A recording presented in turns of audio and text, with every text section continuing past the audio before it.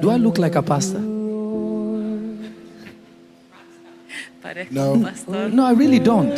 Thank you, JT. Benny is too hyper spiritual.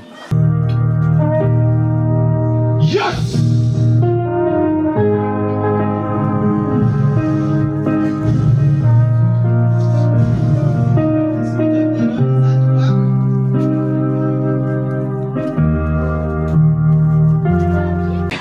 I lift my hands to give you the glory.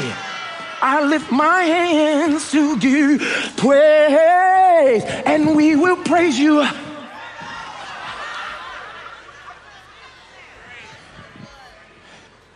It's just a temple. Syrup all over the communion. Don't care so much over the Bible too. Yo, stop acting like you care about this. Stop acting like this matters to you.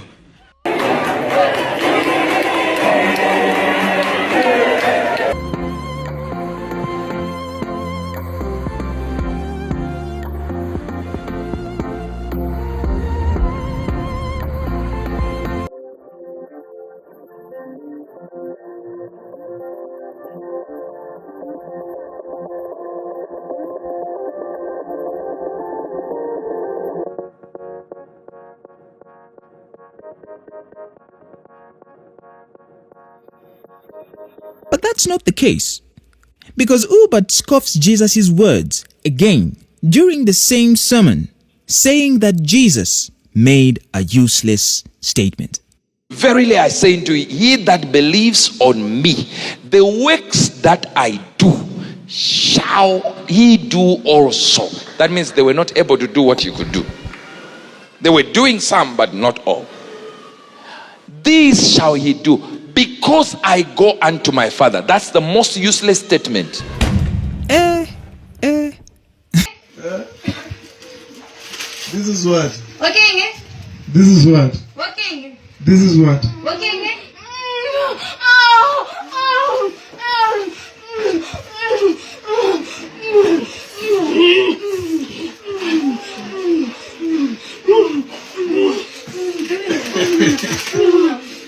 Waliyo bannange munansonyiwa okwogera naye waliyo abantu abalina mu ddiini zaabwe ne basiruwala busiruwazi mu nsonyiwa okyogera naye waliyo abalokoka oba ne bava mu kulokoka oba ne basiruwala busiruwazi nti ye nga tolina kyomugamba kintu kirala nnyo era be bamu abagenda okulaba eno vidiyo osange nga batuvumye oba banvumye nze kennyini bagenda kunvuma bawikize oke abatayagala kubagambira ku muntu waabwe nti byabakola bifu oba byakola tebiriiyo Edda nti olinawo okozesa olulimi nga si lulungi. Dutya Kampala yajjula ba pastor ne ba prophet abafere basurvivingira ku bwongo obwo obunafu baazula nti oli munafu nnyo mu bwongo. Pastor n'atula n'agamba musimbe layini mwenna buli muntu ambulire kye yaloose anti nze naloose bogoya ayingira mu giraasi obwo bufumbo bogoya bw'aba ayingira mu giraasi bibeera bufumbo katono okuba Kampala yajjula bafala ate nga gw'omu ku bo nga musajja yandolodde ekirooto obutuufu bogoya bw'aba nga ayingira mu giraasi obwo bufumbo bwennyini kwatira ku neiba mugendi wegendezo ojja gwe eddalo nga totegedde ate naddala bw'oneeteeka ku bafere b'e Kampala. Nina kumpitirivu ku mutima okulaba omusumba wange Kayanja eyansomesa Bible. Kayanja introduced me to Christ. Ye yandeeta eri Kristo. Ye yanjigiriza okusoma Bible. Byasomesa mu Bible tebiriimu. Abantu bagenda mu geyena. Kuba tebalina kukkiriza mu Kristo baagala byamagero gyokka baagala mafuta agabagaggawaza. Mukwano gwange vidiyo eyo gy'olabye kyemmanyi ogyetegereza bulungi byebyo bigenda mu maaso mu kanisa okwetolola ensi yonna. Olunaku olwaleero nzize ne musumba musajja wa Katonda ono atindiza eggendo okuva mu mambuka g'eggwanga lyattu Uganda gy'alina obuweereza ayongera okusimira obubonero bungi obusingako n'ebyo by'owulidde mu vidiyo eyo egguddewo interview olunaku olwaleero obubonero nkuyanja kwolabira bannabbi b'obulimba abamu beekweka kuba ne Bayibuli egamba muli balabira ku biki ku bikolwa byabwe. So musajja Katonda ono yesitudde najja ayongera okukubira tooki muganda ngoyinza okuba osabira mu kanisa naye ng'oli mu ssabo lya bbaati nga tomanyi. So bwetandise bwetu xpotv tuli ku YouTube, Instagram, Twitter, TikTok. Ogenda subscribinga ate akatambi kano kaweeko ne munno oyinza okubaako munno gw'otaasa nga naye gyali eyo.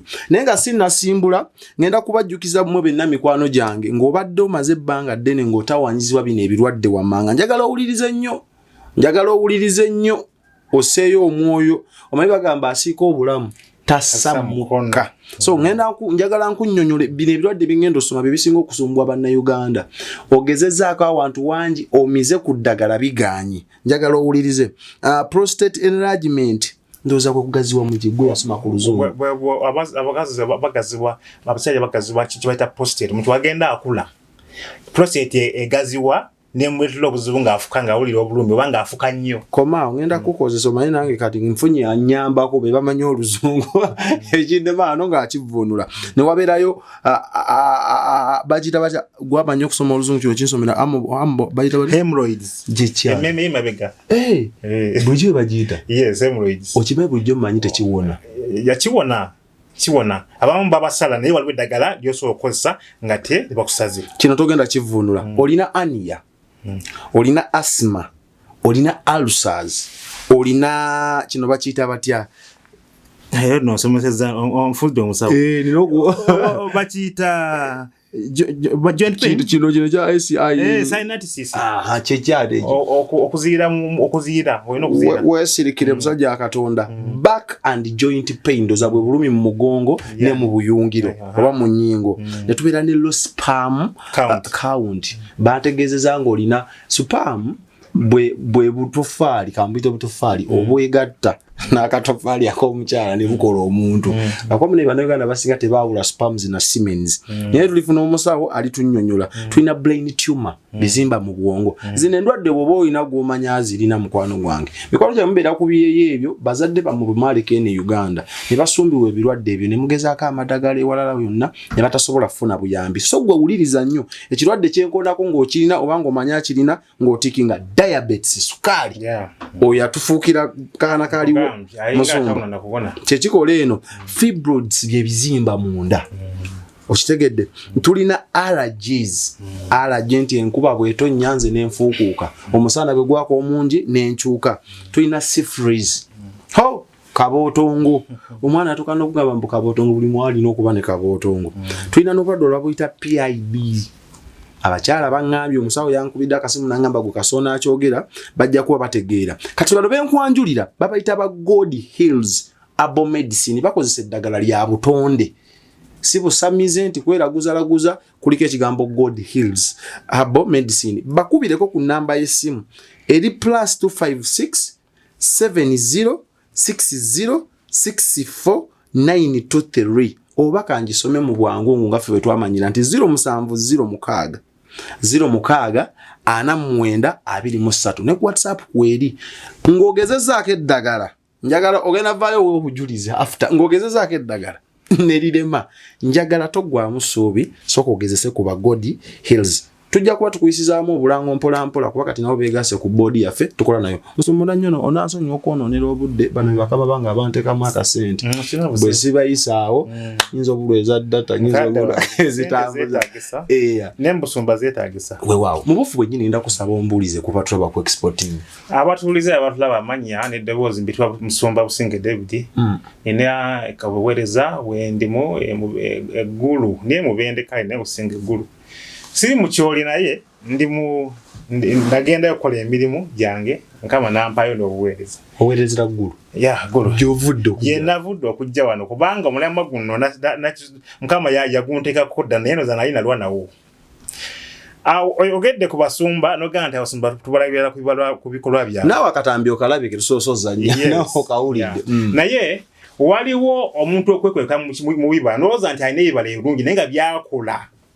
Eyo gwe byotalaba.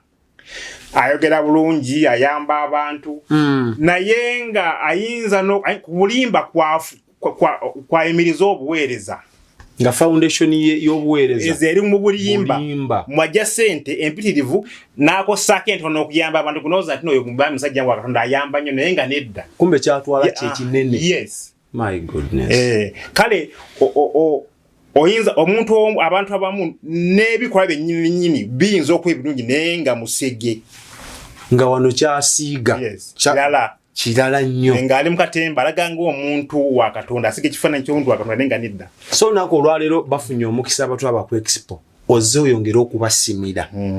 Musumba tutandikirawo wennyini exactly abakulu baneeno okusinza ku ebyolabye mu katambi biki kubalabira obubonero bwe bakola mu makanisa.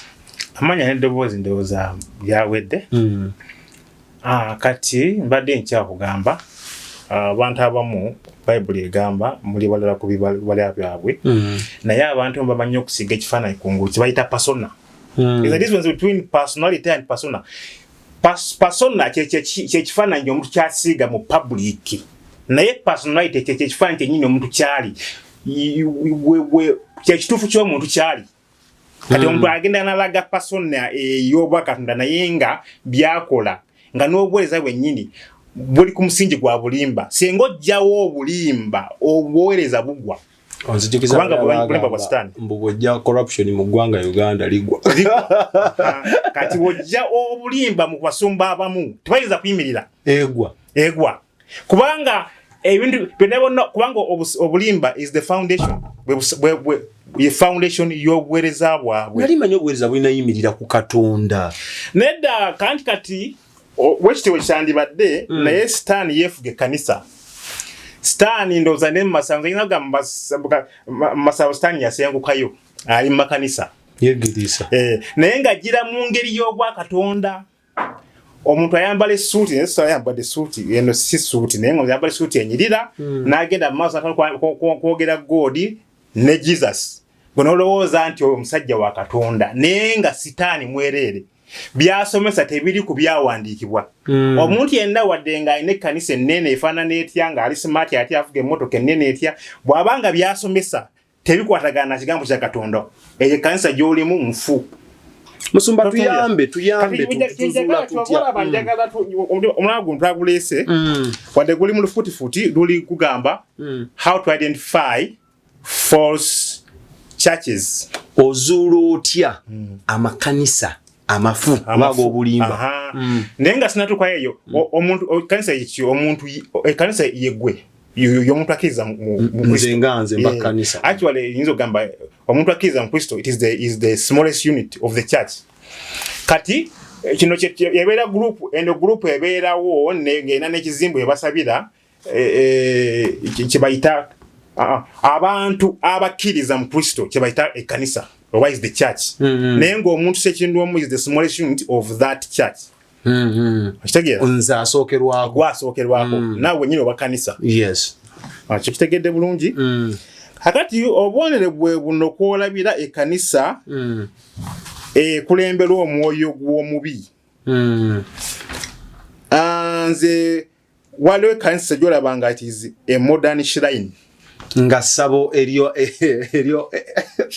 ebangulemu oba eriri advanced. Advanced shrine. Oba sabo eritukanye n'omulembe guno. Yes. .com shrines. Siriri gali agedda agesubi. Yes. Ngenda ojja kunyambako ikundi eno erimu mu lufuutifuuti. It's okay. If the church uses things like holy water, holy rice, holy bread, holy comb, etc. Togenda nnyo ekanisa bw'eba ekozesa nti balina amazzi amatukufu, balina omuceere omutukuvu oba agw'omukisa, balina ebintu omugaati bagaba eby'omukisa, oba ebintu byonna objects, ebintu byonna bo bagamba zibayitamu okublessinga abantu. Ekanisa ebanfu dduka oyinza okikiriza oyinza okigaya naye that is the fact. Hallelujah. Amen.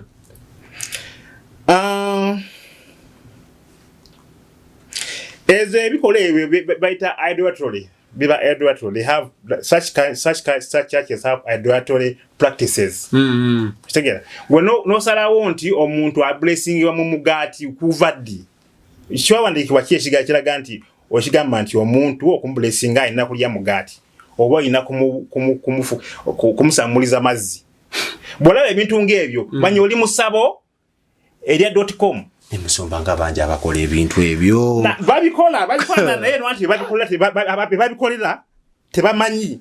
Nina mukwano gwange Bible egamba nti abantu bange babuze olw'okubula okumanya kati gwe olw'okuba nti ekintu ekikolebwa buli omu tekikifula kituufu buli muntu mubbi kale buli muntu ali corruption ekyo kituufu tulina gwenda ku kituufu sigamba nti kubanga bangi babikola ebyo kitegeeza bibifuula bituufu ne Katonda alina nnyini mulembe omanyi ki nga yakyusaamu nti ku mulundi guli eri kyali kigambo ne kaakati omugaati ogwagubresi nandi yandi wali yatulira ku kigambo nti gye bujja ndikyusa ebintu ndikyusaamuko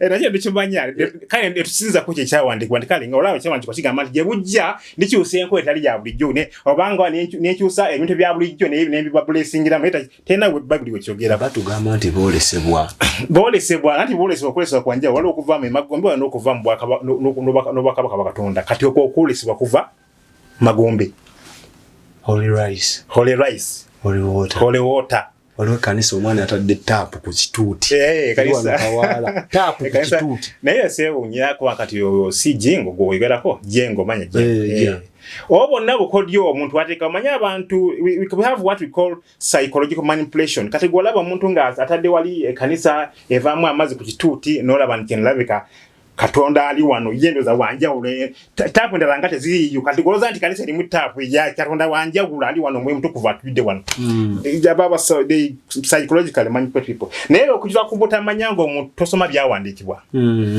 kale olaba obintu ng'ebyo omanya nti kanisa gy'oli mufu yeah.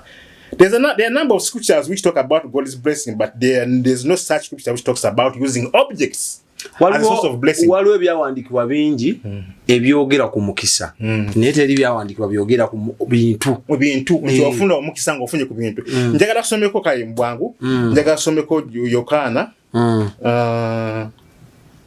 teweerabira osobola ofuna akapeni n'onootinga kyayogerako ky'onootinga oba John 14:13 Yokaana oba John mu Luganda ffe aba Yokaana 14:13 agamba bw'ati na buli kye munaasabanga mu linnya lyange ekyo nnaakikolanga kitange agulumizibwe mu mwana. Yes, ntagambye nti buli kye munaakoleranga mu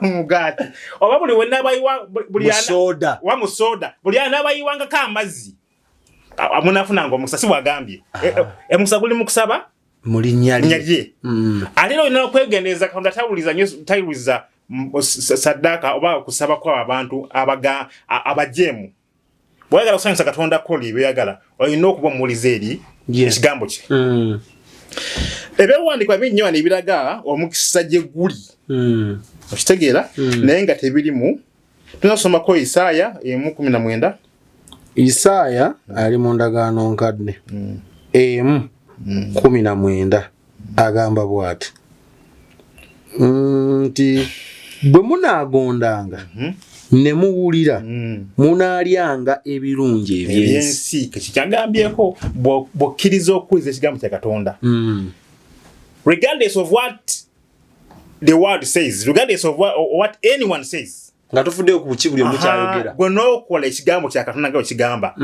abantu bagamba omuntu olina okweyiiya olina okubbako obanga oba okola ku mulimu nga teweeyiiza onoobeerawo otya eyo ensi bwegamba naye gwe n'okigaana ogamba nze ngola ki kigambo kya Katonda sotobbanga Katonda alikola ki aliko ebirungi byenzi kati omukisa guva mu kuwuliza bwa Katonda buva mu buwuliza bwa kigambo kya Katonda so si mu migaati. Awo bangi abagenderawo awo. Hallelujah. Emboko ziba nyingi awo. So, that is it. Njagala tugenda point endala. Before we go, njagala mboyo kyokulabira kwaliwo omusajja omu Nigeria. Musajja no wamaanyi. Adebayo. Overseer wa RCC, Redeemed Church of God. Overseer bamulabirizi w'amakanisa gaba mangi. Redeemed Church of God. I think that's this church. Waliwo senga akatambi kanu kanbadde nsoboka kulaga wano waliwo akatambi akama kali akatambi social media yagamba abantu mbu kalaga nga ali mu kanisa nga abantu mbu bafuna obusanizo nabo obusanizo basanire enviri nga zidda mu maaso kitegeeza nti badda mu maaso omulambo yabudda mu maaso olala nalaga nga akuttwa omuggo bwati mbu abantu basabe nga bafokasinze ku muti ku muggo gwakutte. Era eri ababikola mu. Babikola bakikola bamu na PhD holders, bayina amadiguri, bayina masters. Naye nga bwe nkugambye nti okusoma kwennyini omuntu nze omuntu gwentwala nti asoma ategeera yo yagobeera ekigambo kya Katonda natawuliza abantu mbusanira ngoza mu maaso kitegeeza obulamu bugenda mu maaso nakwata omuggo mbusabanga ofokasinze ku muggo Katonda tusaba tufokasinze ku muggo bakusabanga tufokasinze ku linnya lya Katonda nina fokasinga ku Katonda kati olaba ya makanisa akola ebintu ng'ebyo eri basabo liri modern todaga kubuuza totewaana toyomba tonyiga nti bakuvumidde manya tebavuma bakubudde mazima toyogera ku pastor wange pastor ku munaku lw'okusala omusango pastor wo tajja na kumanya w'oli ojja kubeera ku bibye naye ng'ali ku bibye buli omu agenda kutoba bibye ku munaku lw'okusala nakuweereza nasiiba nasaba nakuŋŋaana kati go awoza pastor tagenda kutwala si yagenda kutwala mu gulo olakola kigambo kya Katonda kyekitwala mu Bwakabaka bwa Katonda njaga tunulyeko endala category endala night club churches ejo category so se badde modern what shrines njagala akamuna kana kwolabako these so-called me I call them night club churches ticho wetegeza night club churches nali ebakula sibya jalo nijo kwa night club ne bakuwa muziki gwalingala ne basamba kandi abo bongo okubye gundi night players musungu njagala omfune bulungi night twawuli wakati wa night club ni night player yes night player bobanga ogenza Katonda ya kikutaddeko ekyokusaba ekiro nga n'engeri gy'osabamu yeeyo esanyusa Katonda ekitegeera naye it is in quotation night club churches bye bakola wadde misana oba wadde kiro si byanjawulo nnyo ne bakola mu mabaala oba kale nkiyite churches something like that nga bakopa ebintu ebikolebwa mu mabaala ne babikola mu kanisa oba misana oba kiro ekyokulabirako fuli amabaala bwe wasanga ng'abantu abayambadde miniskirt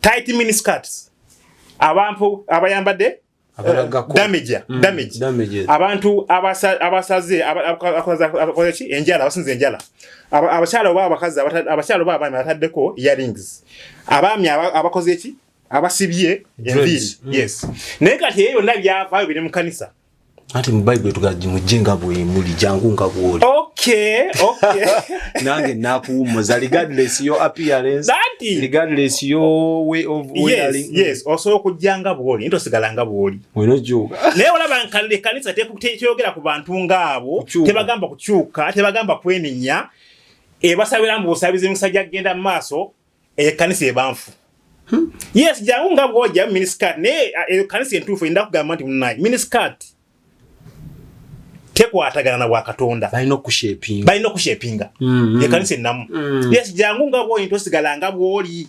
sikususuta mwate omusajja alina kasente ate tuna omwogerako agenda kufuluma kyaki tufiirwe ekimu ekye-10 ewe abasumba abasinga bwe bali bafa kimu kya 10 yes kale night club wakati oyagadde tuzitume tuli phrasing tuzitume back churches abakopa ebintu ebikolebwa mu yes ne bakuba omuziki nga tewali njawulo na gwa bala zino lingala hip hop ne babuuka ezo style Katonda si yazikola musumba nedda sebo njagala kusoma nyimba za gospel nga zigwa mu ezo genres kuba tuzita genres njagala kusomeko wano kubera abayimba hip hop gospel wa hip hop waliwo abayimba luga flow hip hop dancers yes hip hop such guineas come from the gates of hell my goodness holid tezina yimbi bono ya dokuza mu gospel tezirina wadde olaba bodira emmere ennungi n'ogikuba empiso wadde entono ey'obutwa yabadde kyali mmere bwafuuse butwa okitegeera kati walira yandibadde gospel noteekamu ziri guineas eziva mu bakabaka ba sitaani oba tokyasinza Katonda olwo oba osinza sitaani oba okyusiza tegeera ebya Katonda kankulabira bibiri bwebi njagala kusomeko wano someko ebya Katonda njagala olabe ebya Katonda birina okubeera abaana bakuba empere ku kituuti bazina amazina nozina ne weekyusa bakaita batya akamapiano kujja bend over tegeera video mwagirabya abagobedde okuva ku ntandikwa ka video ke twakuzanyidde ku tusinzi lunaku olwaleero ku Efeso Ephesians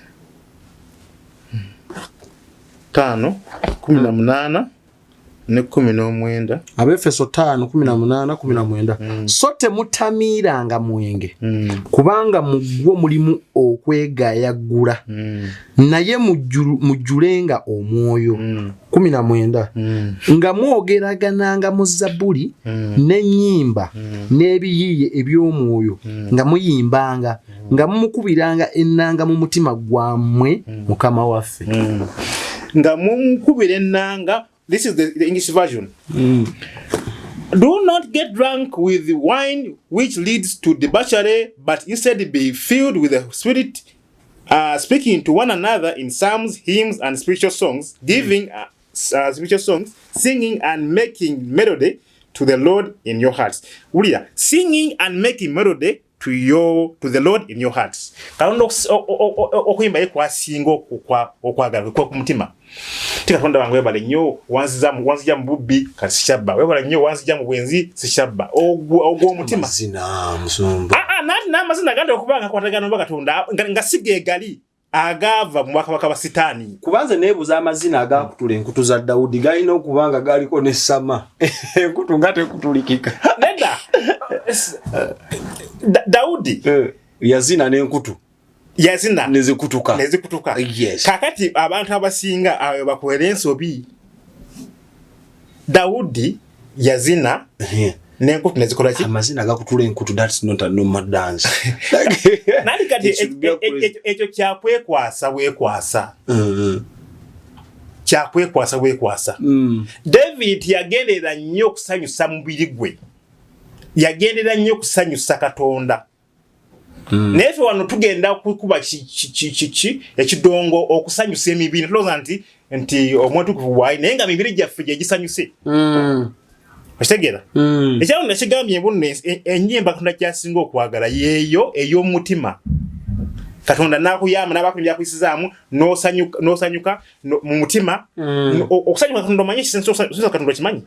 Sina kumuzimbira, sina kumuzinira. Naye okola ebyayagala. Bible mu Yohana 10:4 negamba nti okwagala okutuufu kwa Katonda kwe kokola byayagala. Let us read this very fast. John 14:15. Yohana 15. John 14:15. 14:15 agamba bw'ati obanga munjagala munaakwatanga ebiragiro byange. Yes. Obanga oyagala okulaga Katonda nti omwagala yakuyambi byonna byakwisizaamu obisanyukidde kola okwagala kwe. In fact, Romans 12:1-2 says we can read very fast. Romans 12. Abarumi. Yes. 12. Yes, Romans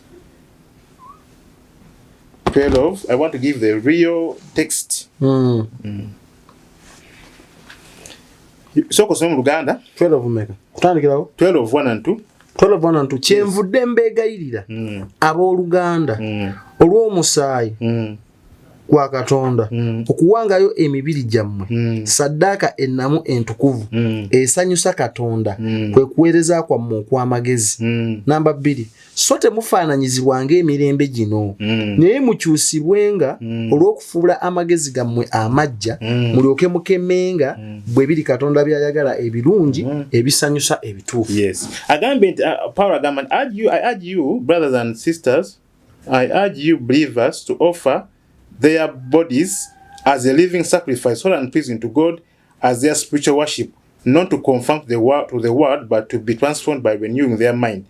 Hallelujah. I urge you, brother and sister, in view of God's mercy. Oleba Katonda byakoledde ebirungi. Waayo omubiri gwo nga saddaaka ennamu. Okwayo saddaaka okwayo omubiri gwo nga saddaaka ennamu mwakitegeeza. Kwe kwerekereza ebyo ebisanyusa omubiri naye nga tebisanyusa Katonda. You do away with the desires of the flesh. Omubiri gugamba genda mchala neighbor obeko obugambo bw'omusonseka olegula mugende mu lodge kigwemu kimalire eyo gwe n'okigaana omubiri gwandibadde gukyagaana naye olw'okusanyusa Katonda n'okigaana mu ngeri eyo kwe kusinza Katonda okwanna maddala so sikubasama wali ku situuti oba kuzina lingala oba kuzina bend over kati bw'abantu bakyekwasa devil yazina n'egundi ezikunaafika tukutule eyo bagiyita I think it's out of context. That kind of understanding is out of context. Kitegeera. So what pleases God is righteousness. Bwe butuukirivu. So si kumuyimba n'otuyana nga ogenda kuva ku nkanisa ogende mu bwenzi oba ogende mu kulwa mu kuyomba engeri ebintu ng'ebyo. Katonda teyimusanyusa teyimukuba. Eyo sani bye yemukuba kubanga sana kola nnyo mubiri. Ye sani kasoje obuka ye bimusanyusa. Yabanyumirwa. Naye kana teyimukola Katonda mwoyo era namusinza mu mwoyo ne mu mazima. Kati ebyo kwa mwoyo sanyusa Katonda so sikuzina. Sikubuka. Hallelujah. Amen. Okay, there are other churches I've called, those ones I called them. We have finished number 2. Night club churches, over what you have rephrased as the comedy night churches. Comedy night. Yeah. What church is all about for muntu at least against them comedy night about sing. Abanga ali no comedy yake yani yo kuna. Wajala kuna kati. XpotV to the world.